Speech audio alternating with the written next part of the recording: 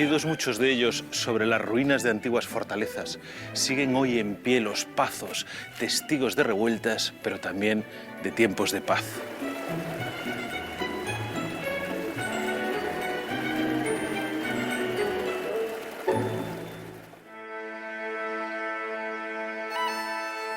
Convertidos en plácidas residencias de nobles familias gallegas, albergan entre sus muros un microcosmos, edificios, huertas, jardines, que encierran siempre el secreto de una leyenda. Pero ¿qué distingue a los pazos de otras casas señoriales? ¿Qué elementos externos deben tener para alcanzar esa consideración? ¿Qué provocó esa transformación y cómo se integraron en el paisaje?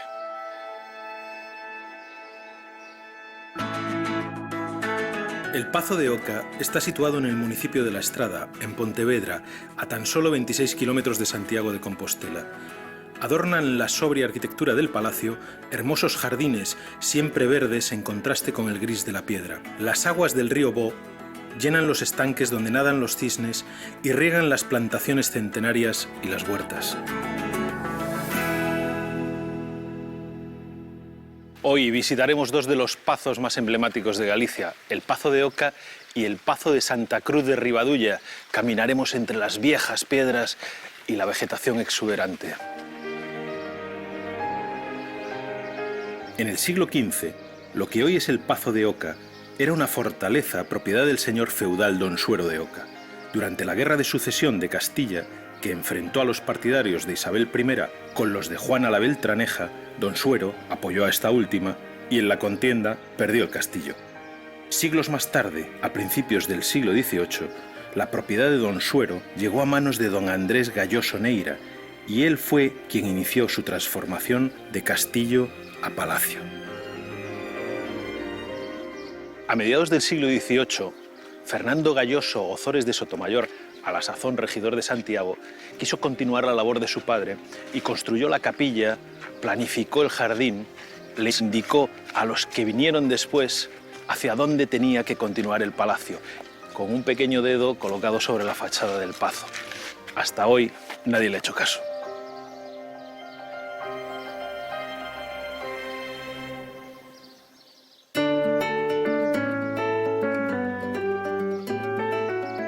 El Pazo de Oca tiene una extensión de 22 hectáreas, de las cuales 8 están dedicadas a jardín.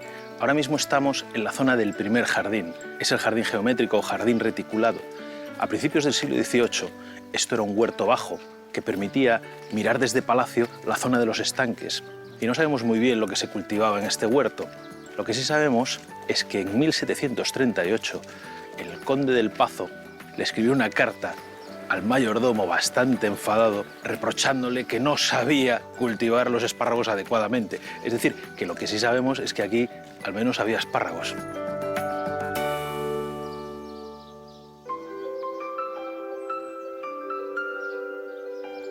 En la segunda mitad del siglo XIX, el jardinero francés François Viet realizó aquí una importante intervención. Lo que hizo fue introducir una serie de especies exóticas, como ese gran árbol que veis ahí detrás, que es la Cryptomeria japonica. Es una conífera que viene de Japón. Allí se suele colocar junto a los templos. Sin embargo, aquí lo que se coloca junto al templo es una Camellia reticulata. Es uno de los árboles de su especie más antiguos de toda Europa. Tiene alrededor de 125 años. Capitán Rever es el nombre de la Camellia reticulata. Ese era el capitán que la trajo aquí. Las camelias llegaron a Europa a finales del siglo XVIII, más o menos, procedentes de China y de Japón. Entonces, y desde la Edad Media, el boj era el rey de los jardines. Sin embargo, cuando llegaron las camelias tuvieron que convivir. Hoy en día están las unas junto a las otras en total armonía.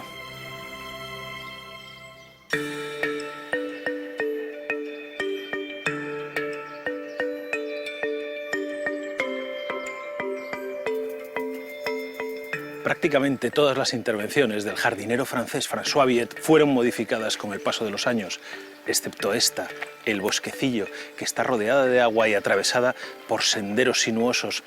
Por aquí paseaban las damas y los caballeros de la época y era el lugar perfecto para que el señor de Oca alardeara de todo el dinero invertido en este lugar, cerca de 1.600 ducados de la época.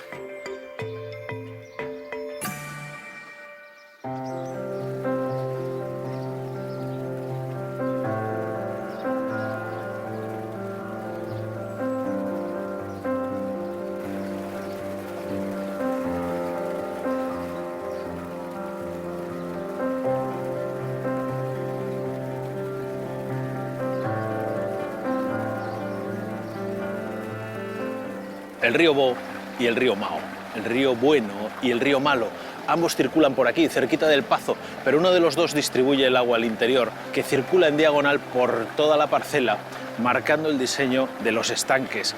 Esto de aquí, que es el lavadero, funciona como partidor, marcando la división entre esta cacera y esta cacera que distribuye el agua para allá y para allá. El agua en el fondo para regar, pero también por el simple placer de escucharla. Una de las principales características de los jardines del Pazo de Oca es que, a pesar de su constante evolución, nunca han perdido su esencia de jardines del siglo XVIII, el siglo de las luces. Fueron creados por hombres de familias nobles, cultos y cercanos a la corte, y reflejan a la perfección las preocupaciones filosóficas de la época.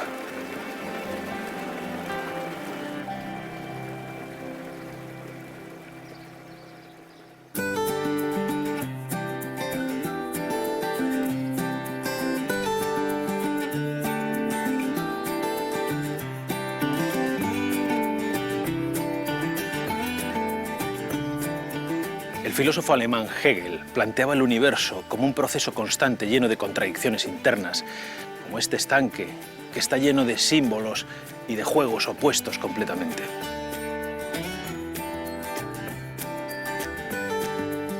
Los estanques constituyen la obra más original y bella del Pazo de Oca, un conjunto arquitectónico único en España, por su construcción y su simbología.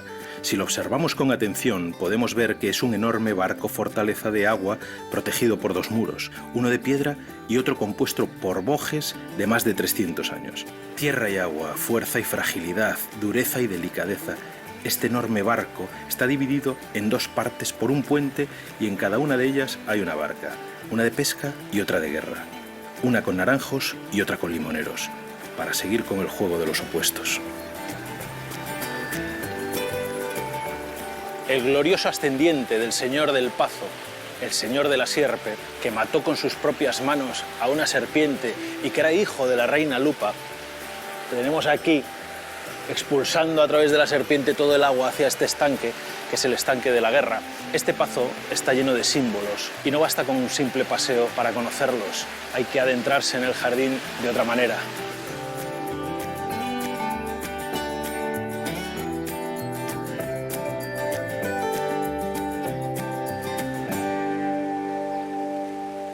Este es un pazo con sus dualidades, o sea, sus contradicciones, como todos los simbolismos que se representan en los pazos gallegos. Lo que representa la piedra a la naturaleza, integrada a la naturaleza, el aspecto salvaje y el cuidado que hace que el encanto del visitante se vaya difuminando. Dicen que en Oca se confunde donde termina la labor del hortelano y donde empieza la del jardinero. O sea, se deja trabajar la naturaleza y se busca ese filo de navaja entre lo que hace el hombre y lo que hace la naturaleza. Si tú eres capaz de soñar imposibles y representarlos en el jardín, te haces jardinero. Si no eres capaz de soñar imposibles, no te haces jardinero. Eso es una cosa muy bonita. A mí hay algo que me gusta mucho de los jardines y de estos gallegos, ¿no? Y es que el tiempo se percibe de otra manera, se entiende de otra manera. Se ha parado. El tiempo se ha parado. O sea, se quedó parado en el momento en que comenzaron a hacer el jardín. Eso es lo bueno, porque tú aquí vas a escuchar naturaleza y silencio. El agua en este pazo es la vida. Este jardín sin agua, el silencio que respirarías te mataría, te agobiaría. Sin embargo, el murmullo del agua, el canto de los pájaros, dan un ambiente que te relaja, que te sientes vivo, que te hace soñar.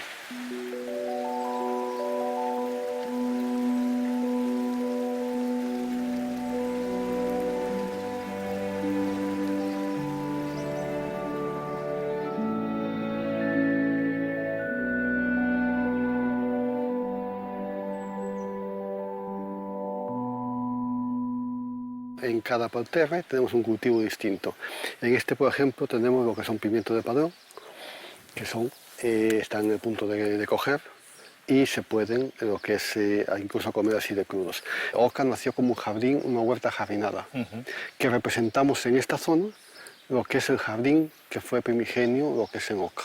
O sea, que tenéis aquí hortícola, vamos, me refiero a hortalizas. Frutos rojos, Sí. frutos rojos y a continuación aromáticas. No se concibe lo que es un pazo sin su huerto de planta aromática.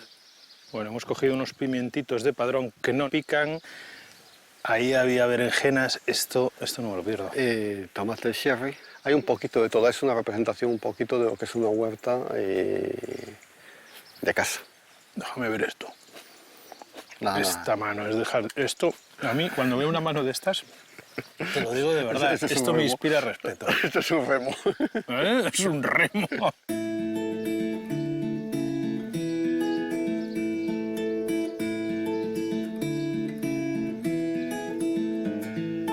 En un jardín ecléctico como este, también hay lugar para intervenciones como este ejército de peones que vemos aquí situados, realizados con la técnica de la topiaria. La topiaria viene del latín topiarius, que significa creación de lugares. Fijaros cómo esta técnica está generando un propio lugar dentro del Pazo de Oca. En realidad esta técnica consiste en ir recortando los setos, en este caso de boj, ayudados por estas estructuras metálicas, generando figuras de cualquier tipo, en este caso una sucesión de peones uno detrás de otro en formación.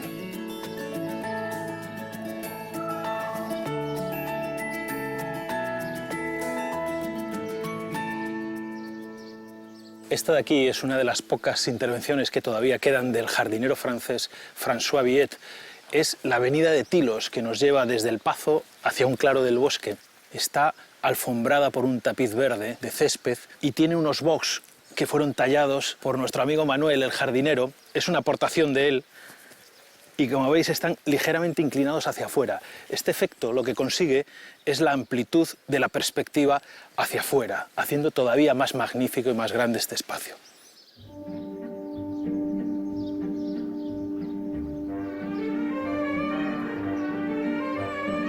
Junto a uno de los invernaderos más antiguos de España, que data del siglo XVIII, encontramos la última creación del jardín. Un laberinto de paseo, que no de juego, creado a finales del siglo pasado. Su diseño imita el dibujo del pavimento de la Catedral de Canterbury y representa el caminar de la vida hacia un objetivo, la fuente que ocupa el centro. El jardín del Pazo de Oca es un auténtico recorrido por la historia de la jardinería, pero ¿realmente hay un único estilo de jardín pacego? Realmente uno de los aspectos más singulares de los pazos en Galicia es la convivencia de arquitecturas cultas, de arquitecturas de autor, digamos, junto con arquitecturas tradicionales o populares, todo presidido por el trabajo de la piedra, el buen hacer de los canteros gallegos trabajando el granito. Y hay ciertamente notas humorísticas en el formato de estatuas o indicaciones, como aquí en el Pazo de Oca, la mano que señala la dirección en la que se debía proseguir la ampliación de la casa, que los herederos, por alguna razón seguramente económica, no llegaron a culminar. Hay una definición que viene de la sabiduría popular o del refranero, que dice que Palomar, capilla y ciprés, pazo es. Es una definición que alude al modo de vida de estos señores de los pazos, de esta nobleza y a ciertos privilegios que eran exclusivos de la nobleza. Por ejemplo, disfrutar de la comida de los pichones que se criaban en los palomares, tener el privilegio de acceder a una capilla propia desde el pazo, desde la residencia principal, o disfrutar de un jardín. El jardín es un elemento clave para caracterizar los pazos gallegos, puesto que es un elemento de deleite, de disfrute de la naturaleza. Hoy vemos los jardines de los pazos como una suma de aportaciones de diferentes épocas y sobre todo los percibimos con ese ambiente melancólico, decadente, que ya se empezó a caracterizar a finales del siglo XIX por escritores como Emilia Pardo Bazán o Ramón del Valle Inclán.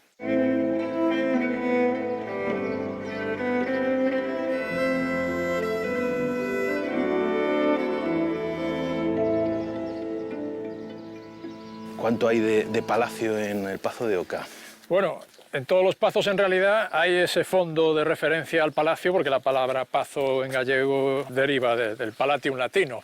Lo que ocurre es que sí es cierto que hay pazos donde el peso de la arquitectura tradicional o popular es más visible, la acomodación a las tradiciones constructivas de cada comarca, y hay un empeño muy visible en los señores de los pazos por mantener siempre en buen estado, incluso reformar esas viejas torres medievales, porque ese es un signo muy patente de su condición de nobles, de su condición de señores. El agua, aunque no siempre es visible, otras veces es audible solamente, pero el agua siempre es un elemento fundamental para caracterizar los jardines de los pazos gallegos. Y el agua articula unos recorridos muy interesantes donde se mezcla, igual que en todo el jardín, el sentido utilitario y el sentido deleitoso o de ocio.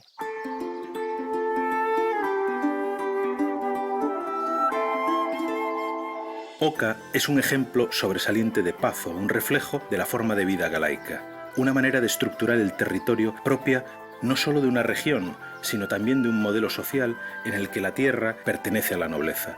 Y aunque otros pazos comparten con el de Oca su origen, la piedra en sus construcciones, las especies botánicas de sus jardines, el boj y las camelias, hay algo que los distingue. En el Pazo de Oca se mezclan rasgos lúdicos y utilitarios, mientras que en otros, la actividad agrícola tiene una función primordial. Es el caso del Pazo de Santa Cruz de Ribadulla.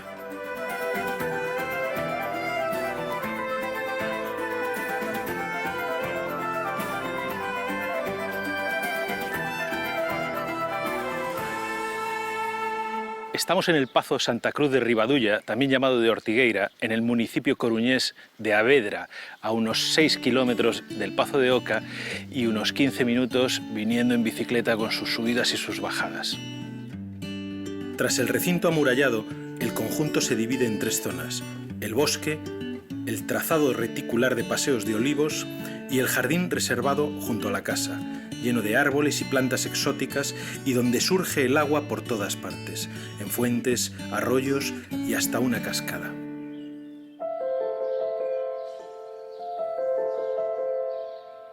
Aquí la sensación al entrar es muy diferente a la del Pazo de Oca. Allí había una sensación de seriedad, de sobriedad. Sin embargo, aquí, pues no lo sé, pero hay algo mágico, te sientes como en paz.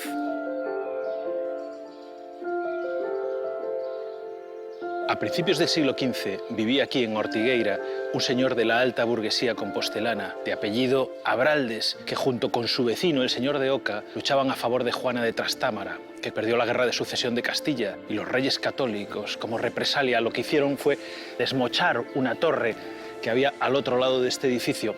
Esto, en aquel entonces, era muy deshonroso, y el señor tuvo que marcharse del Pazo.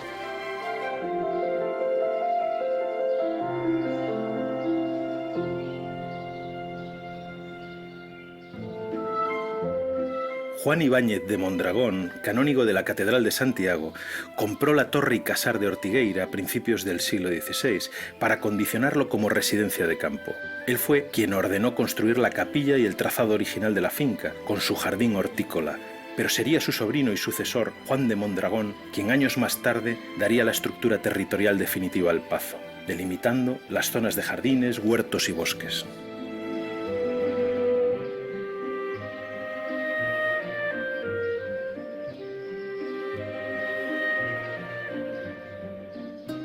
Muchos visitan este pazo por la riqueza y por la variedad de sus flores, pero a mí me interesa especialmente por el equilibrio que existe entre la naturaleza y su manera de crecer silvestre, salvaje, y el control del hombre. Y eso se aprecia tanto en la arquitectura como en algunas líneas de urbanización. Estamos viendo como, por ejemplo, el camino de Olivos es marcado por la izquierda con una línea recta muy sutil que diferencia el prado del camino, o cómo los muros de contención están marcando las geometrías y las líneas determinadas por el hombre frente al crecimiento desorganizado, natural, silvestre de la naturaleza. Esa combinación es la que a mí me parece especialmente interesante de este pazo.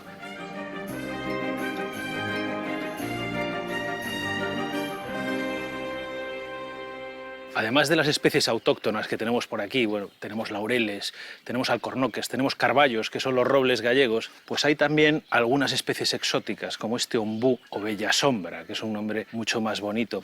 Este es un árbol que procede del noreste de Argentina, también toca Uruguay y el sur de Brasil. Tiene una gran copa extendida y debe su nombre precisamente a eso, al poder llegar aquí, en los lugares de la pampa argentina, y poderse sentar debajo para protegerse del sol. Y aunque puede parecer extraño en Galicia, un árbol como este, en días como hoy, la verdad es que se agradece bastante. Estos árboles primero pasaban por una zona de aclimatación, en este caso en Portugal, para después ser traídos a estos lugares y que pudieran adaptarse correctamente.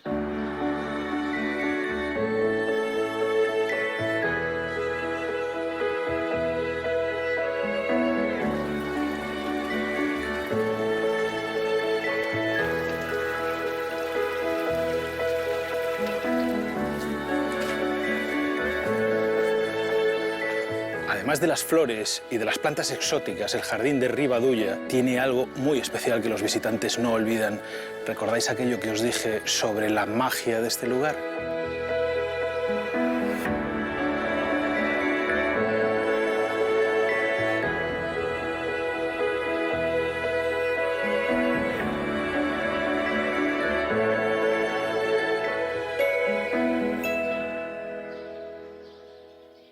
Esto en un origen eran campos cultivados de viña. Siempre, en principio, había el cultivo en lo que llamaban antiguamente estacada, que se ve en Orense, que es una cepa arrollada a un palo, como se cultivan también las judías.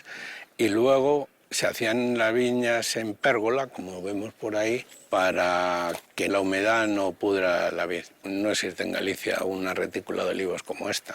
En el siglo XVI el aceite llegaba poco a Galicia porque se producía en el sur y aún no estaban todas las comunicaciones tan establecidas. Y entonces, desde el XVI, bueno, desde que tuvieron un cierto tamaño, empezaron a producir. O sea, que estos al principio tenían una función productiva. Tuvieron función productiva hasta el siglo XX. Sí. Ornamentaron la producción o hicieron un trazado productivo. Podían haberlo plantado de chopos o de castaños o de cualquier otra cosa, pero lo exótico, lo original, era haberlo plantado con olivos y encontrar un olivo gallego que se adaptara a este terreno. Y el aceite se estuvo produciendo, según parece, hasta la guerra.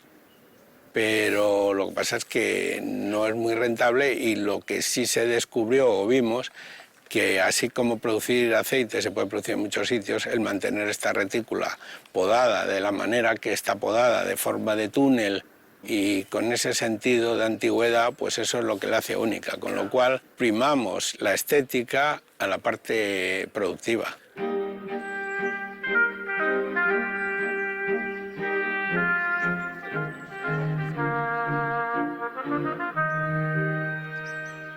Esto es la continuación del camino primitivo que venía desde el bosque, desde la primitiva puerta, rodeando la bodega bajo este emparrado que se construyó probablemente en el siglo XVII, y es el emparrado como más, o la pérgola más solemne, que era la correspondiente a la entrada hacia la zona de la torre que estaba ahí detrás. Pero sin embargo sin perder ese sentido de producción de uva, que era el principal cultivo que se había en esta finca, en este pazo. Utilizaron piedra labrada, que es como más solemne y le da más importancia y más altura de la normal para una viña, porque para vendimiar aquí se tiene que subir en una escalera, pero para pasar a caballo, como era la entrada principal, tenía que tener una altura superior. Entonces esta es la única que tiene esta altura más alta de lo que normalmente tienen los emparrados, los viñedos.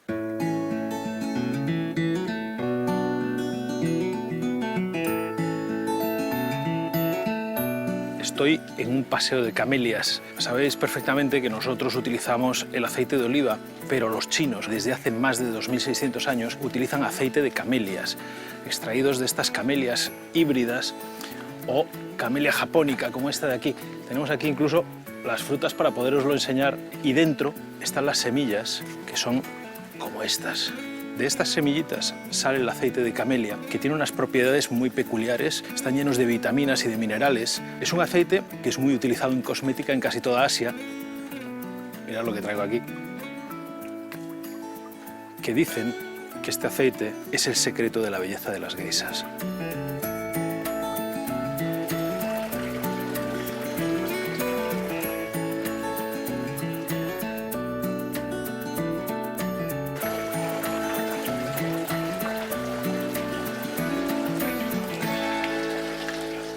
A finales del siglo XVII, siendo señor de este pazo, Andrés Ibáñez de Mondragón, que posteriormente acabaría siendo primer marqués de Santa Cruz, ordenó construir esta fuente. Es una fuente mural de estilo barroco, la Fuente de la Coca. Y además la colocó al principio en la entrada del pazo para impactar a todos los visitantes y mostrarles su poder económico. Se la encargó a uno de los arquitectos más prestigiosos de la ciudad de Santiago, el arquitecto Diego Romay. El nombre de la Fuente de la Coca hace referencia al ser mitológico que aparece en el escudo heráldico del Marqués de Santa Cruz, la coca o dragón alado. Cuenta la leyenda que el dragón raptaba a las jóvenes más bellas del lugar para encerrarlas en su cueva, hasta que un día fue vencido y las bellas prisioneras liberadas.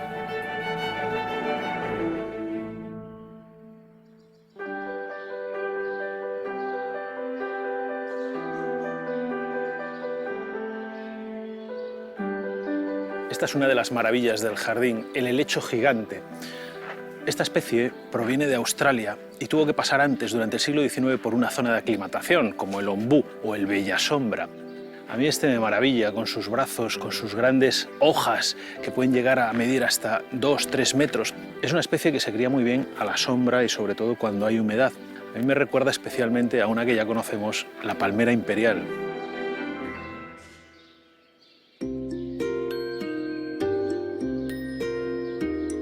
Vengo de una plantación de gardenias que envuelven todo el ambiente de un aroma increíble y envuelven también esta bola. Era un gran reloj de sol, pero esto era un gran reloj de sol al que le falta ahora mismo el círculo máximo, una pieza de metal que abrazaba esta huella y que marcaba las horas a medida que iba progresando la esfera solar.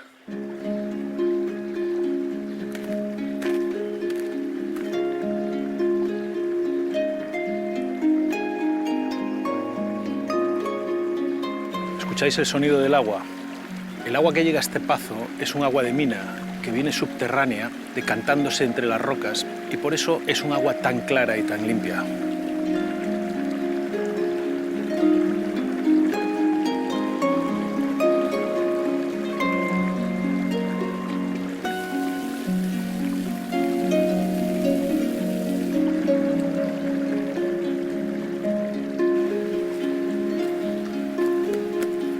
Uno de los más ilustres visitantes de este pazo fue el escritor y teórico Gaspar Melchor de Jovellanos, que poco antes de su muerte, en 1811, terminó justo aquí, en este lugar, este libro, Memoria en defensa de la Junta Central. Aquí, al inicio del apéndice, en advertencia, al final, dice Santa Cruz de Riba de Ulla, 2 de mayo de 1811. Tenían el jardín y el palacio esa vejez señorial y melancólica de los lugares por donde en otro tiempo pasó la vida amable de la galantería y el amor. Así describía el ilustre dramaturgo don Ramón María del Valle Inclán el pazo imaginario de su sonata de otoño, y así continúan los pazos señoriales y melancólicos y las piedras cada vez más verdes. Aunque pasen los años y cambien los nombres de las señoras y los señores del pazo, siempre habrá un paseante, alguien que sepa buscar en los rincones y contar al visitante sus leyendas.